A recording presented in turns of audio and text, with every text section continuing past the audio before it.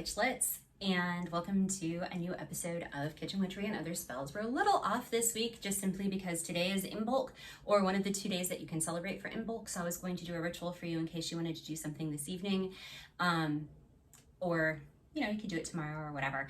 So Imbolc is the celebration of the first beginnings of spring. It is not the spring equinox, that will be Osara, which will be our next Sabbat. This is just kind of like, well, you know, February 2nd is Groundhog's Day, so that's when we decide if we have 6 more weeks of winter or not. If a groundhog sees his shadow, it's 6 more weeks of winter, I guess. If he doesn't see it, it's spring's right around the corner.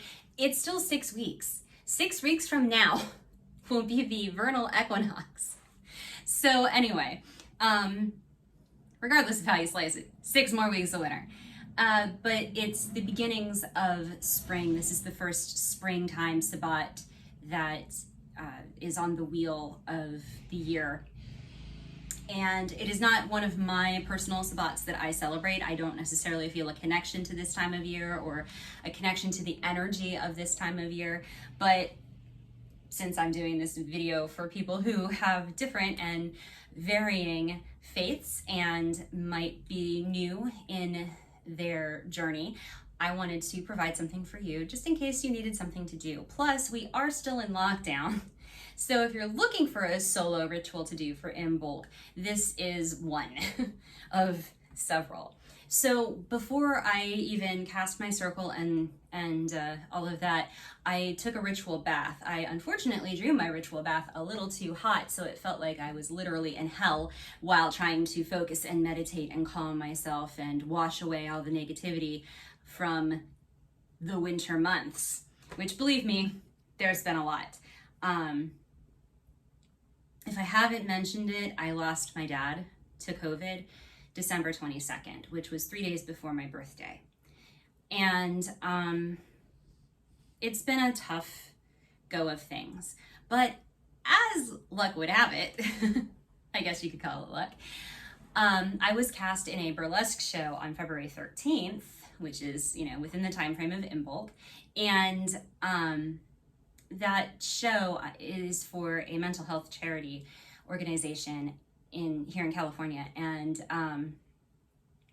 I decided that my act for that show was going to be the 5 stages of grief, which ends with I'm going to just call it brilliant display because I don't have any other words for it. It's a brilliant display of fire and fire things and all. But because of that, my apartment is very trashed right now because I'm also doing glass walking, so I'm trying to process about 80 wine bottles so that I can smash them all day tomorrow and get the glass ready for the glass walking. And then I've got fire fans and a whole bunch of stuff. It'll be cool. So I'll put information for that in the description and probably in the blog post. I don't usually advertise my burlesque on this channel, but in this particular case, it's going to be really cool. It's going to be really fun, and it's going to be very cathartic for me. And it also does have to do with the fact that Imbolc is a celebration of fire. So Candlemas is traditionally February 1st, which is St. Brigid's Day. And I actually don't know anything about it because my Christian faith didn't celebrate saints. I had never actually heard of Candlemas until I moved to California and got involved in the SCA. So I don't know too much about it. I know you light candles. There's many reasons that you could light candles, and the ritual that I'm going to do for you here is a solo ritual using candles. But I also put my own twist on it because of a couple other things that I found in some of the various and sundry rituals that are available for people. So we're gonna do kind of a combo thing. You don't have to do it this way if you don't want to. This is just how I'm gonna do it. So I've cast my circle, and I've got my altar set.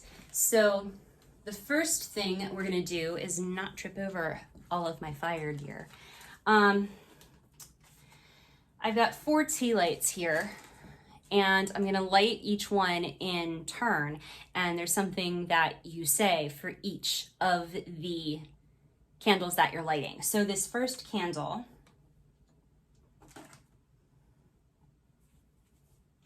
I need a bigger altar area. So I'm going to light this candle and say, even though we are still in winter, there is new life stirring in the darkness. And we're going to let that burn for a moment. And you can do a small meditation on what that means to you. Then we take our second candle. And we light our second candle saying, I call in light and the fire of the growing sun. I call upon its power to spark new life deep in the dark.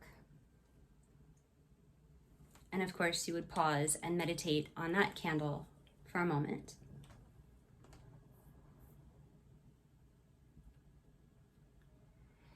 Now we'll light our third candle.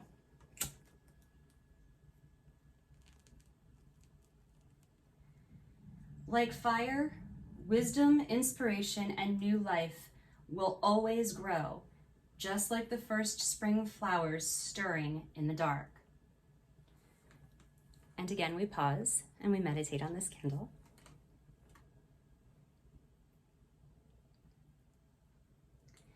And finally, we'll light our fourth candle. I call on the flames to cleanse and purify me as I move into the time of new life becoming manifest. Fire of hearth, blaze of the sun, fill me in your shining light. If you can envision these 4 candles becoming one flame, that is the perfect symbolism for this particular ritual. Now, that is the actual ritual that I found online. But I'm going to add to that ritual because part of springtime is the fact that it's new beginnings and we're getting rid of old things and moving into a new future. Now, this particular part of the ritual tends to be more prevalent at Osara, but I'm going to do it now and probably do it again at Osara. We'll see. I haven't decided yet what I'm going to do for Osara. Osara is one of the Sabbats that I celebrate, so I start planning that one kind of early. So what I did was I wrote things down on small pieces of paper that are things that I have encountered over the past winter months at the very least, if not over the past however long we've been in lockdown, not lockup. Lockup is different. We've been in lockdown. I promise I've not been to prison. Hi, Mom. I've not been to prison. I promise. So these are all very personal, but I am willing to share them with you because I don't usually hide my struggles. So the very first one I wrote down was my need to be perfect. Anything I do, I have to be perfect in what I'm doing. Whether it's my fire fans or fire breathing or my burlesque in general, whether it's my dissertation, my research, my studies, my costuming, all of it has to be perfect. There is no margin of error. And I really, really need to let that go. I have a crippling fear of success.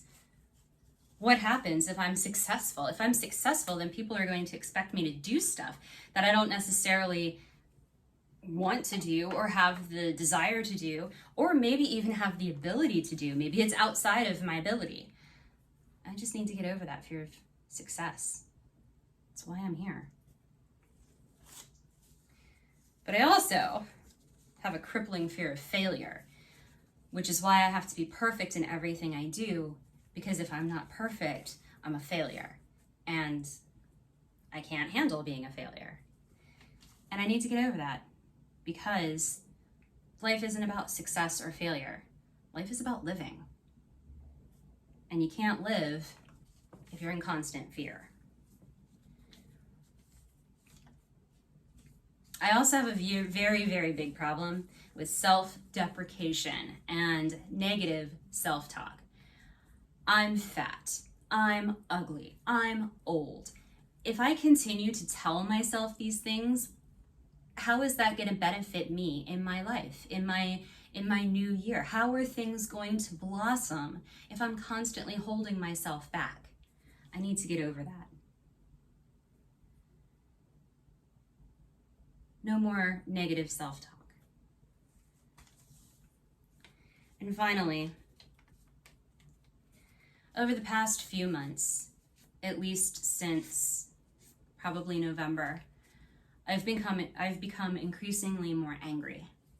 Angry at my school, angry at people in the world who refuse to wear masks, angry at the previous administration, angry at the current administration, just angry all the time. It's exhausting.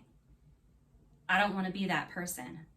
I don't want to be angry all of the time. It's time to let that anger go. Some of these papers didn't burn very well. Oh, there we go. It's time to let all of that go.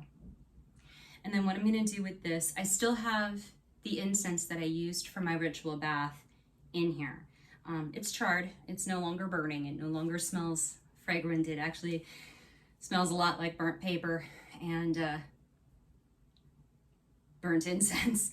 But once all of this is done burning, then I personally, since I don't have a yard to dig up and bury things, I take it into my bathroom and I dump it down the toilet and I flush it.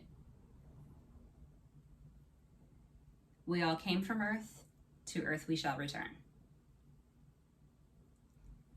I very much hope you enjoyed this video. I hope it gives you something to look forward to, or some spiritual guidance, or some manner of fulfillment or empowerment for your Imbolc rituals and celebrations.